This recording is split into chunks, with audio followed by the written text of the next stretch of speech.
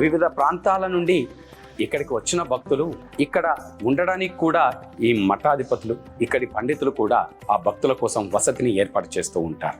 వారే ఆ భక్తులే స్వయంగా ఆలయ శుద్ధి చేస్తూ ఆ స్వామివారికి నిత్య పూజలు చేసుకునే అవకాశాన్ని కూడా ఇక్కడి నిర్వాహకులు కల్పించారు. నిరాశ్రయులకు, వివిధ సమస్యలతో ఇబ్బంది పడుతున్న భక్తులందరికీ కూడా ఆశ్రయాలను కల్పించే వాటినే ఆశ్రమాలుగా పిలుచుకుంటారు. మానవాళిలో ఎవరు ఎవరినైనా పట్టించుకోనప్పుడు ఈ సృష్టికి నేను దేవుణ్ణి, నేను ఉన్నాను నీకు అని చెప్పి ఆ దీనులను ఆర్తిగా ఆదుకునే ఆ పరమాత్మ చెంతకే భక్తులు చేరుకుంటూ ఉంటారు.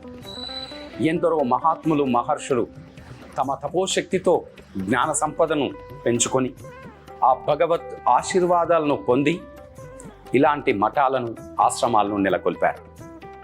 దీనులకు, అభాగ్యులకు, అశాంతితో బాధపడుతున్న భక్తులందరికీ కూడా ఈ ఆశ్రమాలు నిలయంగా, వారి సమస్యలకు పరిష్కారంగా కూడా ఇవి కొనసాగుతూ ఉన్నాయి. అందుకే ఏ సమస్య అయినా మానసిక ధైర్యం కోసం, మానసిక బలం కోసం, చేస్తున్న పనుల్లో విజయం కోసం, ఎలా ముందుకు వెళ్ళాలి జీవిత గమనంలో అనే వాటికి అన్నిటికీ చక్కటి పరిష్కారాలు దొరికే ఈ మఠాలు, ఈ ఆశ్రమాలు కూడా ప్రతి ఒక్క భక్తుడు కూడా సందర్శించాలి. ఓం వాసుదేవాయ నమః.